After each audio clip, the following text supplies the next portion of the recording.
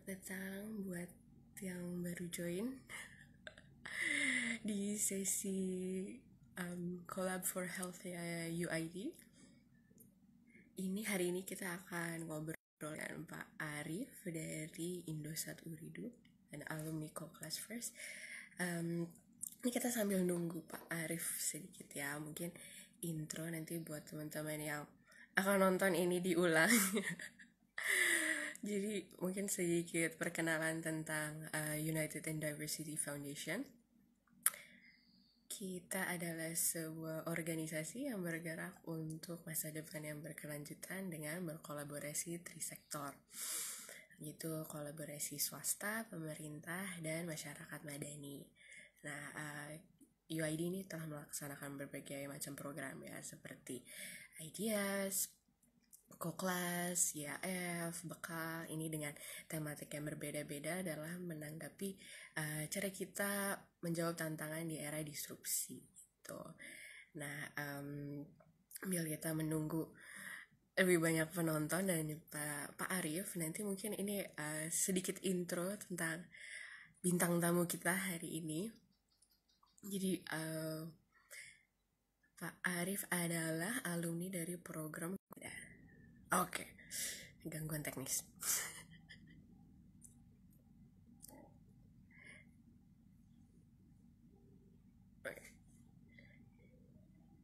Jadi kita akan ngobrol dengan Pak Arif Mustain, alumni program Co-Class First. Beliau adalah Direktur dan Chief Strategy and Innovation Officer Indosat Uridu. Ini kita sambil menunggu, coba aku info Pak Arifnya.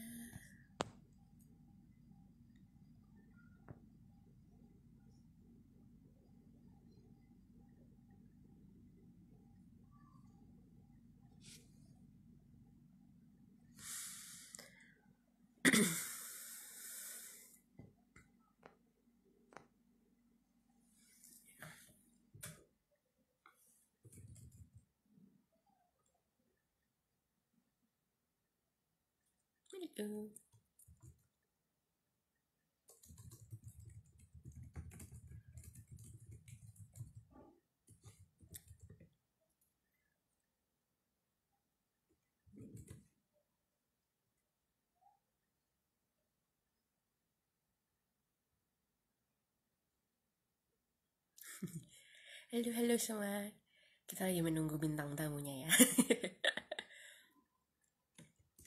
Coba aku pesan dari sini.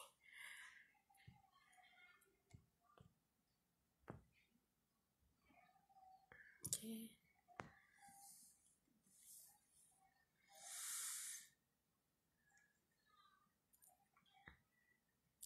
Power Whoosh, thank you.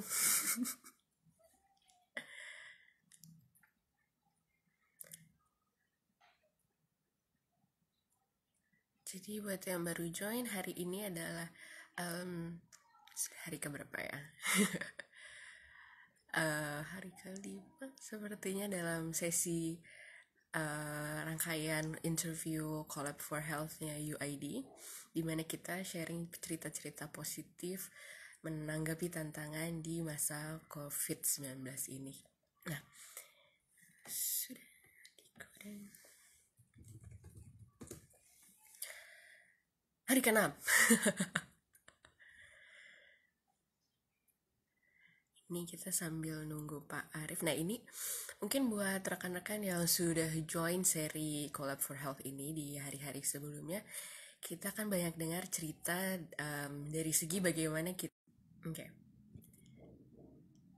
ya, kita dapat banyak cerita bagaimana kita bisa saling support, membantu satu sama lain di masa coronavirus ini, support rekan-rekan yang terdampak, support gimana kita bisa menjaga diri, kesehatan dan sisi mental untuk tetap bertahan gitu di era pandemi ini. Nah, hari ini kita kedatangan bintang tamu yang akan memberikan perspektif yang berbeda. Jadi mungkin untuk sekedar sharing dan teaser cerita narasumber kita. Jadi Pak Arif ini adalah survivor dari COVID-19. Jadi ini akan menjadi sesi yang cukup menarik ya, karena kita mendengar cerita. Oke.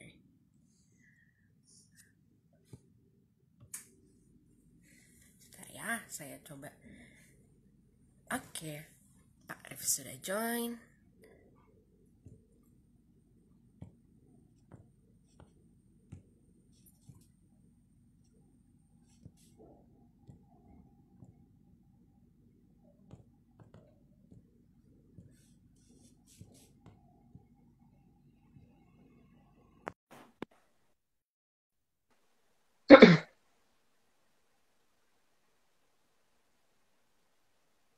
Oke. Halo, selamat siang Pak Arif. Iya, Mbak. Bagaimana kabarnya Pak Arif? Baik. Kan selesai konferensi yang lain tadi. Oh, alhamdulillah. Jadi ini kita, wah, ini kita coba. Biasanya Pak Arif pasti kalau meeting interview ini pakai Zoom, sekarang kita coba agak lebih milenial ya Pak, kita pakai Instagram. Jadi mungkin sekedar sharing lagi buat rekan-rekan yang baru join. Jadi ini adalah week ke-6 di sesi College for Health dari ID, di mana kita sharing cerita-cerita positif juga nih Pak di masa coronavirus. Senang melihat Pak Arif ceria nih siang ini. Nah, mungkin sekedar sharing juga ya Pak. Kemarin kan kita sempat dengar dari berbagai narasumber alumninya program UID, bagaimana kita saling tolong-menolong, jaga, dan juga membantu teman-teman yang rekan-rekan yang terdampak gitu di era pandemi. Nah, alhamdulillah hari ini kita kedatangan narasumber yang sangat spesial, yaitu Pak Arif, yang adalah mungkin kalau rekan-rekan baru tahu, Pak Arif adalah survivor dari coronavirus. Jadi kali ini kita kedatangan Pak Arif yang ada alumni dari program Co-Class First-nya UID, kerjasamanya UID dengan Tsinghua University dan juga Kementerian Perindustrian. Dan juga Pak Arif adalah Direktur dan Chief Strategy and Innovation Officer Indosat Ooredoo. Benar ya Pak ya? Ya. Nah, saya ingin memberikan waktu ya kepada Pak Arif. Jadi untuk reminder kita punya waktu untuk sharing nih Pak, ngobrol sekitar 20 menit tentang pengalamannya Pak Arif dengan penyakit coronavirus kemarin. Dan bagaimana sekarang Pak Arif sekarang sudah ceria bersama kita sekarang di sini. Dan juga terakhirnya nanti kita ada sesi tanya jawab koneksinya. Ya, terakhirnya nanti kita ada sesi tanya jawab juga ya Pak. Jadi nanti kalau rekan-rekan ada yang mau tanya bisa nulis di komen dan nanti kita akan jawab di akhir sekitar 15 menit. Oke Pak Arif? Ya. Jadi apa ini yang harus disampaikan dulu? Jadi mungkin bisa sharing dari awal nih Pak ceritanya Pak Arif pas pertama tahu gitu, waduh ternyata saya mengidap kena virusnya, dan juga gimana nih perjalanannya dari situ, gimana tetap bisa positif untuk tetap bertahan, untuk tetap sehat, dan juga pembelajaran apa nih yang paling penting bagi kita. Gitu. Silakan Pak Arif. Ya, makanya sebenarnya saya awalnya itu kan tidak pernah kepikiran COVID-19.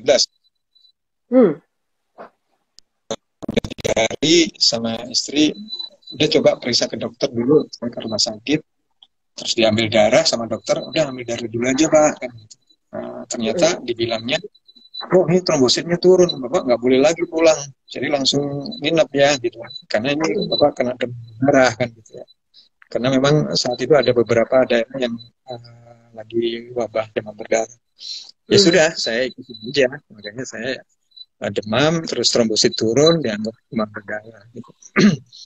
Tapi sebenarnya sih dokter yang merawat saya dari lihat dari hasil pemeriksaan itu dia melihat agak aneh kan gitu, karena demam saya nggak turun-turun. Nah, sehingga beliau nambahkan saya untuk difoto toraks gitu ya, terus diambil gambar USG gitu, seluruh organ di dalam, tapi dibilang juga nggak ada masalah gitu. Jadi itu membuat sebuah tanda tanya gitu. Katanya pada waktu itu setelah sekitar 7 hari, saya kan udah naik, tapi demamnya nggak turun gitu. Nah ini aneh, biasanya kan sejalan dengan trombosinya udah bagus. Nah, tambah persoalannya adalah karena saya memang bukan diumumkan ya, tapi karena teman-teman tahu banyak yang saya sakit, ada yang jenguk kan gitu ya, jenguk macam-macam dari teman-teman gitu, jenguk semua gitu ya. Terus kan mereka ya biasa aja gitu, karena ternyata nggak ada persoalan tentang masalah COVID dan sebagainya. Dokter juga semuanya standar normal, juga yang pakai APD dan sebagainya. Agak akhirnya ada teman-teman yang setelah tahu saya kena pada stres semua juga, cerita ke saya, Pak ini stres saya karena kemarin jenguk salaman juga gitu. Gimana kita semua teman-teman ini alhamdulillah yang menjenguk juga nggak terkena gitu. Nah kembali lagi ke tadi, jadi setelah saya udah naik trombositnya, terus saya ke dokter, boleh pulang nggak? Ya udah naik. Ketika pulang, sebenarnya saya udah merasa ada sesuatu. Pernapasan saya jadi ini sinyalnya penuh. agak putus. Nah, jadi agak tersengal-sengal gitu ya. Nah, ketika di rumah saya jadi mulai ini nggak nyaman gitu. Ini ada apa kan gitu ya. Kayak saya pulang dari rumah sakit kok bukannya sembuh seperti sedia kala, tapi ada sesuatu yang terasakan berbeda. Makanya saya minta dianterin lagi ke rumah sakit yang berbeda. Tujuan saya untuk ingin aja gitu kan. Karena rumah sakit kemarin bilangnya begini, terus saya sampai pulang kok nggak berubah. Coba deh rumah sakit yang lain supaya saya punya opini yang berbeda. Jangan kalau dilihat dari dokter yang berbeda juga. Nah, yang saya agak shock itu, saya nggak tahu dokternya karena saya masuk di IGD gitu ya. Bapak apa yang dirasakan? Sesek. Oh ya sudah langsung di foto torak gitu. Foto orang langsung di wow Bapak ini apa sudah masuk PDP. Wah saya udah mulai nih. Tapi kan belum ini kan hanya foto torak saja sih. Foto torak jadi hanya indikasi lah karena di situ dibilang pneumonia gitu ya. Pneumonia berarti saya udah diisolasi gitu. Nah saya sakit ini nggak punya uang isolasi gitu. Jadi ini agak jadi persoalan lagi. Pak, Bapak nggak bisa di sini. Loh, kenapa? Kami di rumah sakit ini tidak menyiapkan isolasi karena kejadian itu awal-awal Maret. Ketika awal-awal lagi bersiap-siap menyambut corona dengan polusi-polusi ini. Saya ingat betul memang awal-awal itu semuanya pada agak ini ya, agak ribet gitu ya. Saya ketika dibilang nggak ini, terus saya harus kemana? Itu pun dicari-cari, cari rumah sakit rujukan gitu ya. Rujukannya di mana? Ini lagi dicari Pak. Jadi masih kelihatan ini ya apa komunikasi dan sebagainya itu ya, itu sebuah kenyataan yang saya ada awal-awal gitu ya, karena saya punya baru gitu ya. Terus kebetulan rumah sakit itu ada ambulan. Karena memang untuk yang COVID itu kan nggak bisa juga biasa. Saya juga baru tahu gitu. Jadi cuman kebetulan rumah sakitnya masif. Malam itu saya masih ingat masuk atau ambulan. Terus saya tanya ini ambulan mana gitu. Saya ingin memastikan. Oh, ini ambulan kami Pak, tapi memang sudah kami siapkan untuk ini mengantarkan penderita yang kami masukkan ke PDP untuk dibawa ke rumah sakit rujukan. Karena saat itu kan hanya boleh dirawat di sakit rujukan gitu ya. Nah, setelah itu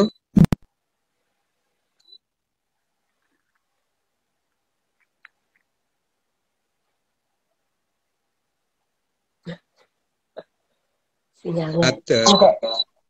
Saat Sorry Pak, tadi sinyalnya agak keputus.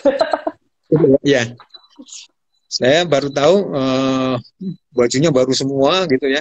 Kelihatan baru dipakai pertama kali saat ngantarin saya itu full gitu ya. Oh, ini yang namanya APD. Saya juga baru tahu berdua mengantarkan saya di rumah sakit rujukan dan terus langsung masuk ke ruang isolasi. Jadi di rumah sakit itu karena memang sudah ditentukan oleh pemerintah, jadi semuanya dirubah menjadi ruang isolasi. Jadi itu saya belum tahu karena kan memang belum tes PCR ya, belum masuk tes. Jadi setelah saya di rumah sakit rujukan itu isolasi baru 2 hari. Petugas dari Dinkes kelihatannya ambil sampel di tenggorokan ya, untuk swab test. Nah, pelajarannya adalah juga setelah itu saya masih harus menunggu sekitar 6 hari untuk mendapatkan hasilnya gitu ya. Nah, karena harus menunggu ya sebenarnya di ruang isolasi sendirian gitu ya. Walaupun sebenarnya di ruang itu ada 3 bed gitu ya. Ada yang masuk malam jam 2 malam masuk, terus biasanya nggak tahu sama petugasnya dipindahin atau kemana, saya sendirian lagi kan gitu ya di ruang isolasi itu. Nah, jadi selama menunggu itu menurut saya yang cukup berat, saya harus katakan pengalaman saya ini justru yang berat itu adalah kan psikis kan gitu ya. Karena saya kan memang membawa handphone ya, karena nah, cuman memang saat-saat itu karena di awal Maret itu justru yang banjir itu memang berita negatif dan saya merasakan betul ternyata negatif itu punya pengaruh besar buat saya gitu. Semuanya cerita tentang negatif terkait dengan apapun gitu ya. Saya ingat dulu masuk di isolasi itu hari itu lagi ramai di sosial media, hari ini sudah 8 dokter meninggal dunia gitu. Nah, itu kan buat saya pribadi, wah dokter aja meninggal dunia gitu ya. Terus kita yang bukan dokter gimana gitu kan? Cuman berpikir logik aja gitu. Itu pengaruh buat saya cukup tertekan lah ya dengan situasi seperti itu. Karena saya lagi mengalami sendiri, gitu, sakit sendiri. Terus yang diberitakan hanya hal-hal itu bukan, oh sudah sembuh begitu. Itu dulu belum ada kan gitu ya. Belum terlalu banyak gitu. Makanya ada beberapa teman saya yang sekarang kabari menyampaikan berita positif. Saya tanya, ini kan dulu dari Pak Arif, saya baca tulisannya Pak Arif. Ternyata berita positif itu sangat membantu bagi mereka-mereka yang sedang menjalani terapi gitu ya, pengobatan. Walaupun belum kita sebenarnya kalau dalam istilahnya di ID itu saya baru tahu juga ada tata laksana pasien. Karena kan obatnya berbeda. Pengobatan juga yang ada tulisannya tata laksana pasien COVID-19 itu begini. Saya taunya itu, nanti dokter itu sudah ada prosedurnya untuk mereka yang positif itu diberi ini. Tapi apakah itu obat? Kalau virus obatnya hanya vaksin kan gitu ya. Nah itu yang menurut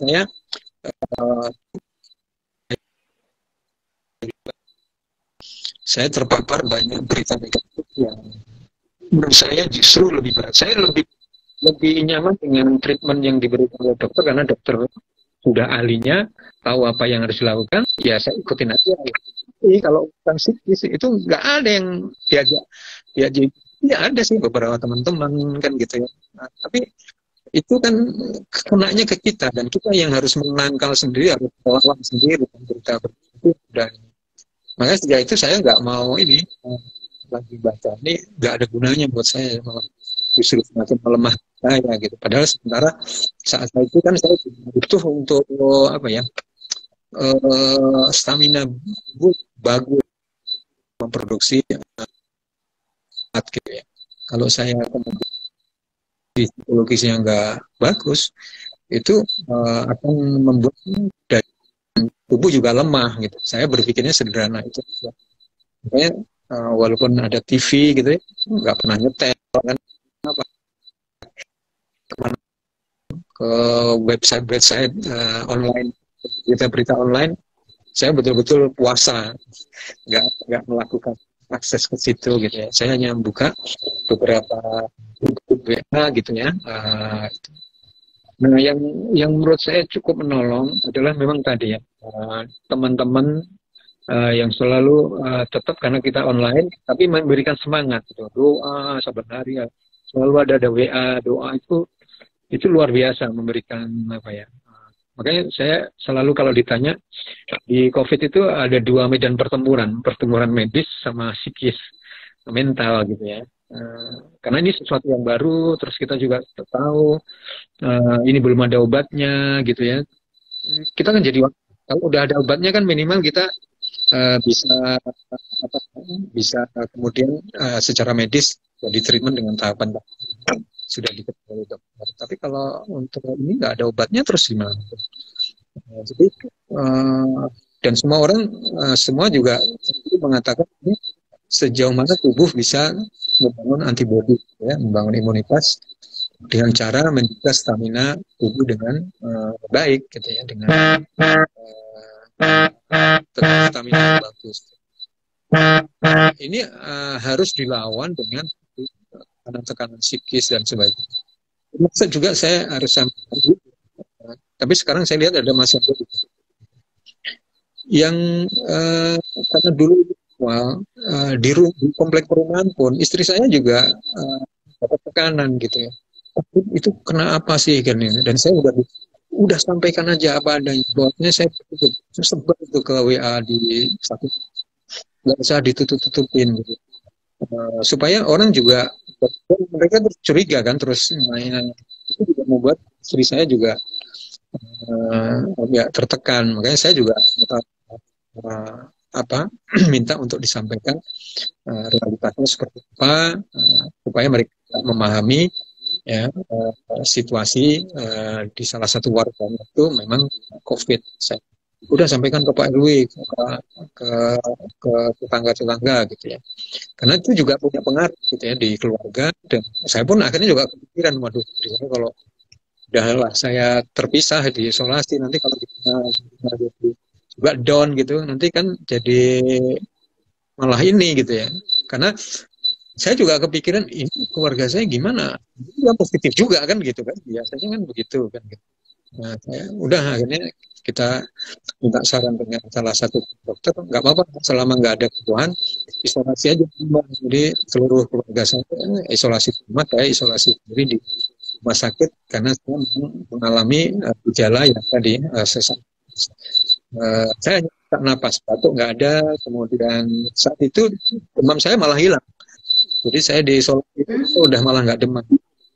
Jadi pas saya di suspek demam berdarah itu aja yang saya demam. Jadi demamnya udah duluan hilang kan gitu. Jadi saya hanya gejalanya sesak. Nah, menurut saya yang saya ingin sampaikan sebenarnya dari yang merawat saya, dokter orang spesialis paru-paru, beliau itu setelah saya selesai, saya boleh pulang habis kan masih karantina 14 hari. Harus pulang duluan gitu ya, tanpa menunggu hasil swab kedua, pulang aja karena saya lihat beliau sebenarnya kan ngecekin kondisi, udah pulang disiplin ya 14 hari. Nah, saya betul-betul nggak kebayang ya, memang ini beliau membandingkan dua foto gitu. Ini foto toraknya, paru-parunya Pak Arif ketika masih positif, terus ini kemarin foto terakhir setelah saya selesai kan gitu ya. Nah, itu di situ dikasih gambar. Ada kayak kabut gitu. Nah, yang putih ini berarti daerah paru-paru yang sudah nggak bisa menyerap O2. Nah, kalau yang hitam itu adalah daerah paru-paru yang masih bisa menyerap O2. Jadi posisi saya itu sekitar 10% ada mammogram O2 udah putih gitu. Wah, berarti itu ganas juga ya gitu ya. Makanya kan banyak orang yang butuh ventilator kan. Kemarin sempat banyak orang yang sempat komplain karena beberapa rumah sakit ventilator itu ternyata menutupin paru-paru yang semua orang butuh oksigen, sehingga volume untuk mendapatkan paru-paru itu tinggal kayak saya tinggal 60%, mungkin ada yang bahkan 50, 30 gitu, dan itu nggak akan mungkin kecuali dibantu dengan ventilator gitu. Saya baru tahu begitu ganas. Makanya saya bilang kalau kita nggak disiplin physical distancing, itu ujungnya juga akan ke rumah sakit. Makanya menurut saya itu pentingnya kita sadar betul. Saya karena tahu persis, saya karena dokter di layar ini dibandingkan langsung, saya, waduh, virus gitu ya. Karena kalau itu terus berlanjut, kan memang yang meninggal itu berarti kan hampir 100%, berarti nggak masih tempat untuk menyerap O2 gitu ya, di paru-paru gitu. Nah, saya kebetulan masih alhamdulillah di saya bilang ke teman-teman buat punya second life ini setelah ini kan, karena diberi anugerah lagi dari Allah untuk punya tersebut. Tapi beliau bilang, Pak Arif lihat ini ada garis-garis putih, itu kelihatannya akan permanen Pak Arif. Jadi Pak Arif nggak usah ini, ada garis-garis yang putih, sepertinya ini nggak akan bisa diperbaiki gitu. Tapi nggak apa-apa gitu. Jadi setelah saya dinyatakan sembuh, saya tes kedua, kan secara tata laksana pasien COVID itu kan harus 3 kali swab. Swab kedua dia harus negatif, itu berarti dianggap betul-betul sudah selesai kan gitu. Nah, saya ikutin betul ya, karena dokternya juga Pak Bapak ikutin terus gitu. Walaupun memang lama dan itu hampir 1,5 bulan saya sampai menunggu totalnya gitu ya, totalnya sampai hasil swab ketiga gitu. Yang terakhir 9 hari, jadi 2-3 mungkin karena sudah labnya udah saking sibuknya ya, menunggu ya, tapi nggak apa-apa. Itu yang harus kita alami. Makanya saya dengan teman-teman lagi kepikiran, lagi berinisiatif untuk membuat mobile lab diagnostik COVID PCR gitu ya. Saya tayangkan di Kitabisa gitu ya untuk crowdfunding ya. Alhamdulillah sekarang sekitar dapat 500 juta dengan teman-teman, karena ada sebenarnya bukan saya hanya endorser aja. Saya diskusi, ada teman-teman di namanya iLabs, mereka gabungan dari dokter, dari teman-teman dari kampus, dari lab gitu ya, dari rumah sakit. Alhamdulillah ini banyak yang ini. Persoalan di kita memang persoalan untuk bisa mengetes lebih cepat gitu ya. Dengan kita mengetes lebih cepat, kita akan bisa paham apa yang kita bisa lakukan gitu. Nah, kita kan agak punya keterbatasan di dalam ini ya. Nah, memang secara harganya juga nggak murah gitu ya, dan volume terbatas juga. Nah, kalau kita bisa melakukan tes ini dengan ini, akan sedikit banyak akan membantu gitu ya. Nah, saya lihat ada inisiatif itu, saya dorong gitu ya, saya dukung gitu ya. Dan di mana-mana juga sampaikan, karena itu besar di kita, itu bisa. Kalau di negara yang lain kan mereka bisa sehari 100.000 gitu ya tesan, sehingga mereka langsung bisa memisahkan gitu ya mana-mana yang, karena kalau kemudian mereka yang positif bahkan posisinya OTG kadang-kadang tanpa gejala tapi mereka bergerak, itu kan kasihan nanti yang lain yang akan dekat dengan mereka akan kena juga gitu. Nah, kalau bisa teridentifikasi lebih awal, maka kan bisa terisolasi gitu ya. Barangkali itu yang saya bisa sampaikan secara garis besar gitu ya. Jadi memang berikan doa, dorongan, membantu gitu ya. Pindah rumah sakit butuh, itu berbeda dengan kondisi normal gitu kan, karena ternyata ngantri. Ambulan ini 24 jam dipakai terus Pak, Bapak harus ngantri. Ya ngantri, sabar lagi. Karena saya nggak pernah bayangkan ambulan sebanyak itu di mana. Oh Pak, nggak bisa Pak, nggak semua ambulan. kebetulan di kantor ada ambulan, bisa nggak ambulan? Itu bukan ambulan show itu. Oh, iya baru tahu juga. Saya pikir ambulan sebanyak itu kok nggak bisa, semua orang harus antri, antri kan gitu ya. Itu yang betul-betul apa ya, dan itu yang saya merasa betapa teman-teman sangat membantu gitu ya, walaupun semuanya dilakukan secara remote gitu kan, karena memang nggak bisa apa ya fisik ketemu gitu ya. Jadi selama isolasi pun kan keluarga juga nggak boleh, segala apa aja nggak boleh tengok kan gitu ya. Dan itu juga satu tantangan pribadi sendiri, seharian 24 jam kali 7 hari di ruangan tersendiri gitu, paling-paling ketemu perawat hanya untuk ngambil darah, ngecek suhu, habis itu tinggal lagi kan gitu ya. Dan hari-hari itu kan juga harus diselesaikan gitu ya, dengan mengisi banyak hal gitu. Barangkali itu dulu Mbak yang bisa saya sampaikan. Iya Pak Arif, terharu banget dengar ceritanya. Saya juga waktu itu sempat baca cerita yang sharingnya Pak Arif di Facebook yang ada di artikel juga. Itu sempat sampai nangis sih Pak bacanya, nggak kebayang gitu gimana. Jadi di posisinya Pak Arif. Mungkin kalau boleh saya tanya juga nih Pak, sebelum kita sharing tanya jawab dari teman-teman penonton, ingin tahu sih Pak, yang apa ya drive-nya Pak Arif yang untuk tetap pokoknya suara yang tetap mendorong Pak Arif untuk oke, nggak apa-apa, saya tetap sabar, tetap bisa berusaha, tetap harus coba untuk sembuh gitu. Apa sih Pak, apa yang mendorong itu? Karena kan seperti tadi Pak Arif bilang di ruang isolasi, di ruang sendirian, jarang ketemu orang, buka HP juga jarang, buka TV juga jarang, jadi battle-nya kan sendiri. Apa itu Pak drive-nya? Ya, saya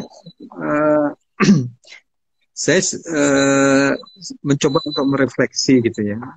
Jadi saya membagi menjadi empat karena dalam konteks gini, ketika kita berada dalam COVID-19 itu kita pasti akan bicara di level fisikal, makanya kita pakai masker, pakai apa, physical distancing kan gitu ya. Saya pikir itu tidak terlalu mengkait saya gitu, karena saya merasa itu semua dengan prosedur, dengan disiplin bisa diselesaikan gitu. Saya bahkan menurut saya ini pelajaran baru juga. Saya sempat ditegur oleh perawat ketika lupa bawa masker ke rumah, karena saya paham juga, mungkin juga even seorang perawat pun juga khawatir kalau dianya tertular juga kan. Makanya dia ketika pas saya mereka masuk, saya belum pakai masker, Pak masuk kan gitu ya. Ya tapi fisikal menurut saya lebih diselesaikan. Terus yang kedua di level intelektual gitu. Di intelektual saya pikir banyak hal yang kita bisa baca, kita pelajari. Sekarang banyak, semua orang sudah ahli COVID lah, kalau ditanya bisa jawab apa aja, bisa makanannya apa yang bisa membangun imunitas kan ya, level intelektual. Nah yang di level emosional gitu. Emosional saya pikir kita semuanya juga mulai terbangun rasa empati,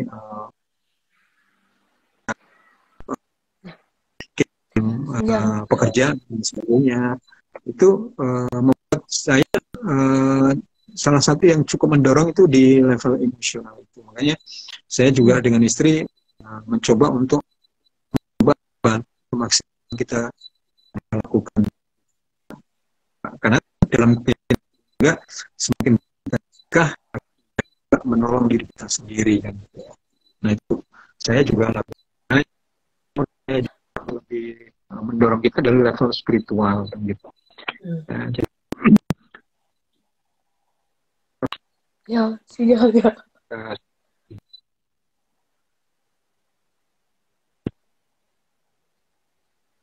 Ya. Seperti ini bukan.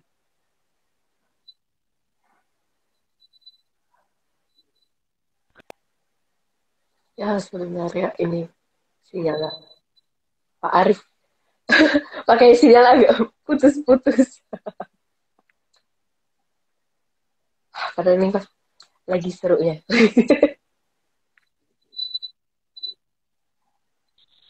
Saya seperti apa? Nah, meaning ini alhamdulillah kemudian di journey saya sebelum saya pulang gitu, hampir 2 minggu, saya mendalam merenungin gitu ya, memaknai ini. Karena menurut saya harus menemukan ini gitu. Karena kalau enggak, ini akan jadi drive saya yang kuat kan gitu ya. Saya hanya bisa kemudian hanya meratapi, saya hanya bisa menyesali kan gitu ya. Kalau saya tidak dapat meaningnya itu kan.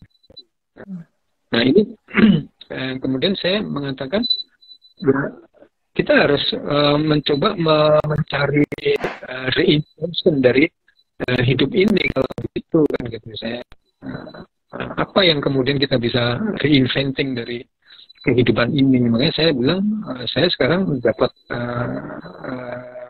second life ini, terus berarti kan harus saya reinventing dari yang sebelumnya gitu. Nah salah satu saya harus melakukan hal yang nyata di inisiatif teman-teman yang bagus. Kita masih kontak-kontak di rumah sakit gitu, bahkan video conference juga di rumah sakit kan gitu untuk saya untuk isi waktu. Saya juga di ini di Zoom dan sebagainya gitu. Kadang sampai jam 10 malam gitu untuk supaya saya tidak merasa sendirian, ada teman-teman gitu. Ada satu komunitas coaching di Indonesia 80 orang ngobrol bareng 2 jam kan gitu ya untuk itu. Jadi saya merasa saya harus bisa berkontribusi lebih banyak untuk reinventing my life gitu ya di second life saya gitu. Mbak, mudah-mudahan bisa memberikan gambaran ya. Ya, terima kasih. Jadi saya agak putus-putus sedikit, tapi nanti mungkin kita bisa sharing. Nanti kalau artikel Pak Arief kita share juga nanti setelah ini boleh ya Pak. Soalnya itu banyak banget pelajaran-pelajaran yang berharganya nih pasti buat teman-teman yang belum tahu gitu sudut pandang dari seorang survivor COVID. Thank you Pak Arief.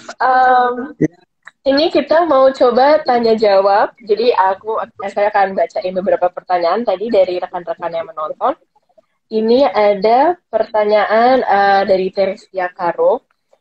Nah, setelah Bapak sembuh, ini kira-kira apa ada hal-hal tertentu yang Bapak lakukan untuk mengantisipasi datangnya kembali si virus COVID-19 ini, Pak? Ya, saya memang agak mendisiplinkan keluarga gitu ya.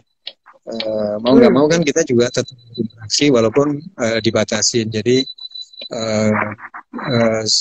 pintu pagar itu memang dikunci gitu. Jadi menghindari kontak langsung gitu. Jadi kita kalaupun ada orang keluar kita selalu minta maaf ya pagarnya dikunci kan gitu ya.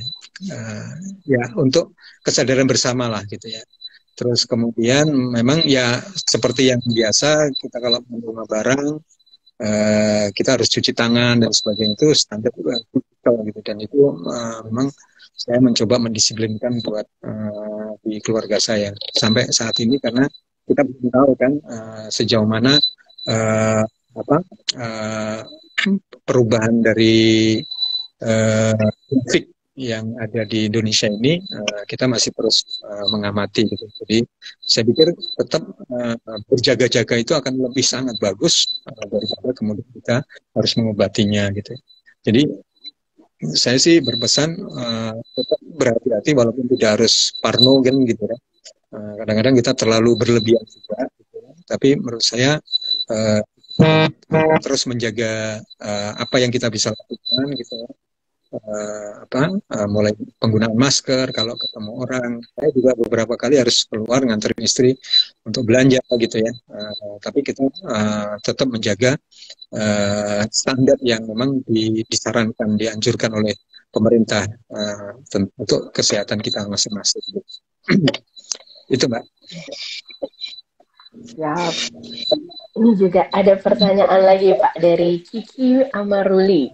Nah, Bapak dan keluarga, apakah setelah itu, keluarga Bapak dan lingkungan sekitar, apakah setelah episode ini kemudian dianjurkan untuk melakukan tes juga nggak Pak dari rumah sakit?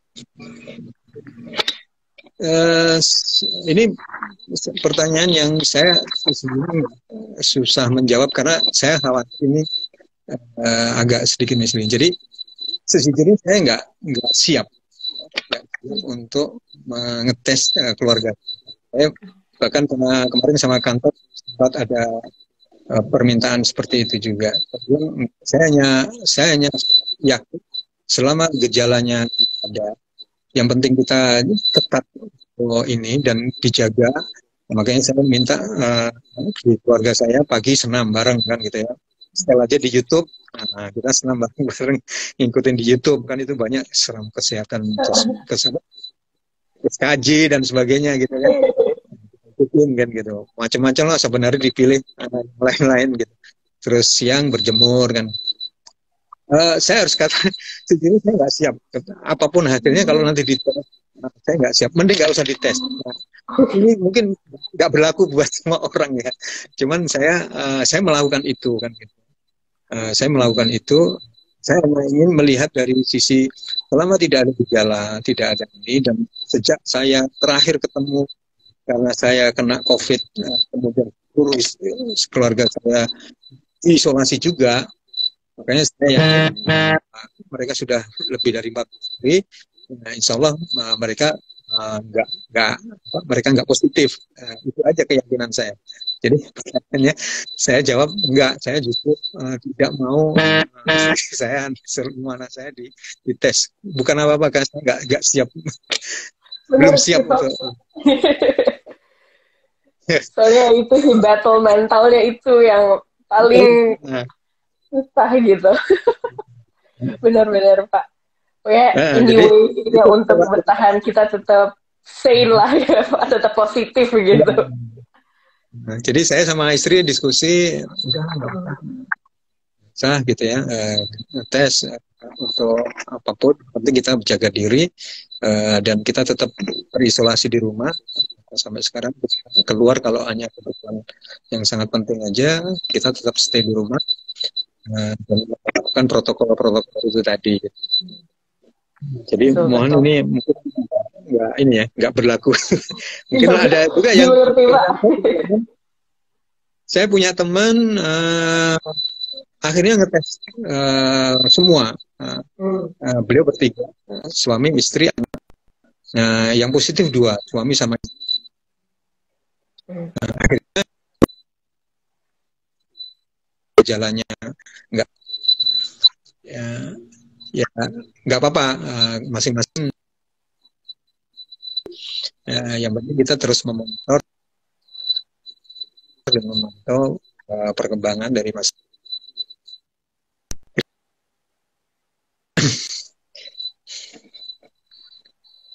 Siap. Terima kasih Pak. Ini ada satu lagi pertanyaan dari Ibu Indira, CEO-nya UID Pak. Nah Pak, hal-hal positif apa yang telah menguatkan Pak Arief selama masa menjadi mengidap coronavirus ini Pak? Halo, suaranya kurang jelas. Agak putus-putus ya Pak? Iya, sinyalnya nih sedang bermasalah. Yeah. Nah ini Bapak mau nanya, ada pertanyaan Pak, hal-hal positif apa nih Pak yang menguatkan Pak Arief selama episode COVID ini Pak? Satu, saya betul-betul merasakan makna sebuah teman gitu ya. Ya, bayangkan kita sendirian nggak bisa apa-apa, powerless, sendirian nggak bisa ngapa-ngapain, ya. Cuman bisanya WA, kalaupun itu minta tolong kan gitu ya. Dan itu yang positif itu keluarga, teman itu betul-betul bisa melakukan hal-hal yang kita nggak bisa lakukan, dan itu kita terus terang sangat merasa betapa berharganya seorang teman itu gitu. Jadi sampai teman saya itu buat WhatsApp group hanya untuk memantau saya, untuk membantu kalau ada yang perlu saya butuhkan kan gitu ya. Itu saya hal yang positif yang mungkin kebetulan memang teman-teman lama gitu ya yang selama ini berinteraksi gitu. Tapi memaknainya sebuah teman itu saya baru betul-betul rasakan ketika saya sedang sakit kan gitu. Ketika nggak sakit ya biasa aja lah, kan, makan bersama. Tapi betapa pentingnya peran teman itu ya, dan keluarga itu saat contoh saya pas butuh makan kan gitu ya, yang saya butuhkan karena kan saya butuh tambahan makanan gitu, dan itu mereka bantu untuk bisa nyampein, karena itu juga perjuangan tersendiri karena ruangannya isolasi, makanan harus diperiksa, disterilisasi dan sebagainya. Kadang-kadang ditolak kan gitu kan sama security, Pak ini nggak boleh makanan dari luar. Waduh, kadang-kadang itu perjuangan tersendiri juga, dan itu betapa saya merasakan ya seperti itu. Kadang-kadang sia gitu ya, pas waktu sehat nggak terlalu merasa ini, tapi ketika sangat membutuhkan itu baru merasakan keberadaan orang-orang lain gitu ya. Saya harus mengatakan itu, dan saya selama perjalanan saya banyak sekali sesuatu yang saya tidak bisa melakukan sendiri, dan itu sangat membekas saya pada perjalanan saya sakit ini. Kemudian yang kedua ya teman juga tadi ya, teman itu bukan hanya sekedar gitu ya, nggak pernah mikir dulu, dia juga nggak pernah ini gitu. Ketika saya sakit, dialah yang paling rajin ngirimin doa. Ada yang ngirimin e-book ya, atau koran-koran elektronik kan dikirimin saben hari. Saya nggak pernah minta, tapi sendiri perhatian kan gitu ya. Jadi saya merasa mahalnya makna sebuah pertemanan itu begitu dalam ketika saya merasakan saya merasa tidak berdaya. Yang lain adalah mulai banyaknya orang ini menyadari berita negatif itu nggak terlalu banyak menolong, sehingga saya melihat sekarang kalau di grup gitu, lebih baik bagaimana mereka bisa mengatasi situasi yang dianggap tidak normal itu dengan cara pandang yang positif gitu. Karena itu saya melihatnya sangat punya pengaruh gitu ya. Dulu di awal-awal saya begitu banyaknya yang lebih banyak yang negatifnya, tapi sekarang akhirnya kelihatan sudah mulai berbalik gitu ya. Cerita-cerita tentang positif, membangun optimisme dan ini sesuatu yang harus dilalui lah oleh setiap bangsa dimanapun, negara manapun kan juga harus ini. Sekarang tinggal bagaimana kita menyikapinya dengan cara yang lebih positif daripada hanya tadi menyesali atau harus meratapi kan gitu ya. Saya pikir tidak banyak gunanya gitu. Ini yang positif tadi. Itu Thank you Pak Arif sharingnya. Emang apa ya, mungkin salah satu pembelajaran yang paling berharga yang diberikan oleh quote-unquote musibah ini adalah betapa ternyata kita sadar bahwa sesama manusia ini kita punya Allah dalam hati untuk saling tolong menolong, untuk justru membantu di kala kesulitan gitu. Terima kasih banyak Pak Arif, ceritanya sangat menyentuh. Mungkin ini kita sudah mencapai penghujung acara Pak. Untuk menutup, ingin undang Pak Arif untuk memberikan closing statement apa ya yang pembelajaran paling penting yang untuk di-share gitu untuk rekan-rekan yang sedang menonton. Saya sih simpel aja. Buat saya sebenarnya COVID-19 itu kalau bahasa saya ini adalah loud wake up call gitu ya. Buat siapa aja, secara pribadi, secara masyarakat, secara negara, itu wake up call gitu, yang dari di atas. Tergantung kita menyikapi gimana. Udah di wake up call, mau tidur lagi ya tidur, kan ada juga yang begitu. Tapi ada orang yang di wake up call kemudian justru dia semakin menata dirinya dengan lebih bagus gitu. Jadi saya pikir ini banyak pilihan-pilihan yang bisa dilakukan secara pribadi maupun ini setelah kita di wake up call ini, baik yang sakit maupun enggak. Saya pikir realitas yang kita hadapi semuanya merasakan akibatnya kan gitu. Nah akibat ini saya memaknainya sebagai wake up call kita gitu. Jadi wake up call ini untuk apa?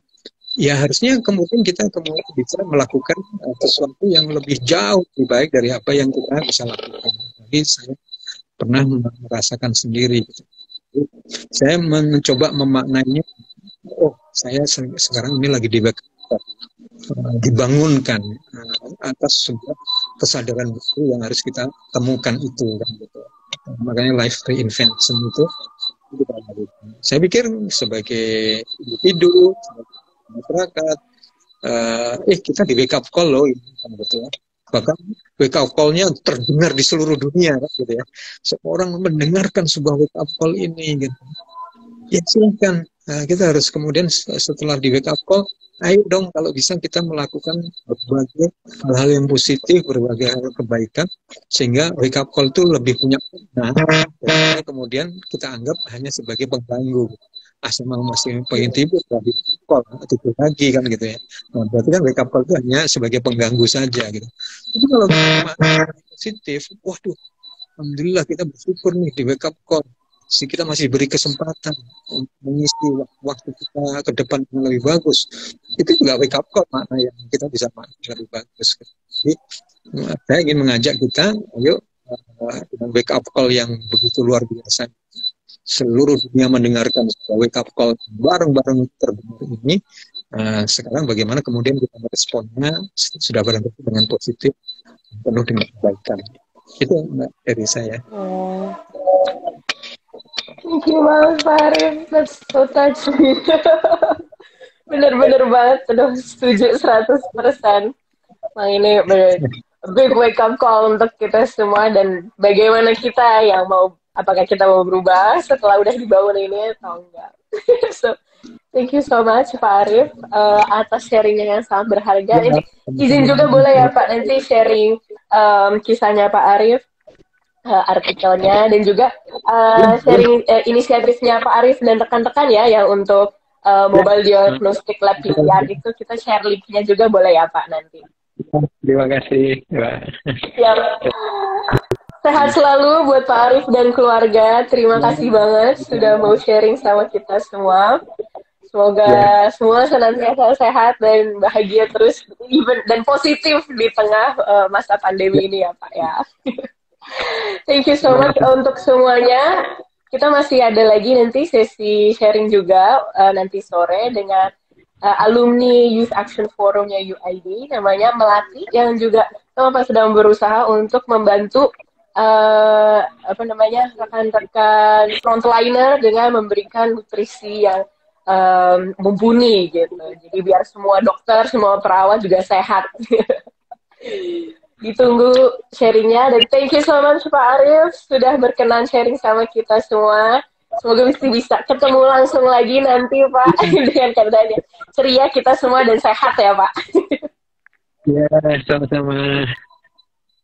Thank you so much semuanya. Selamat siang.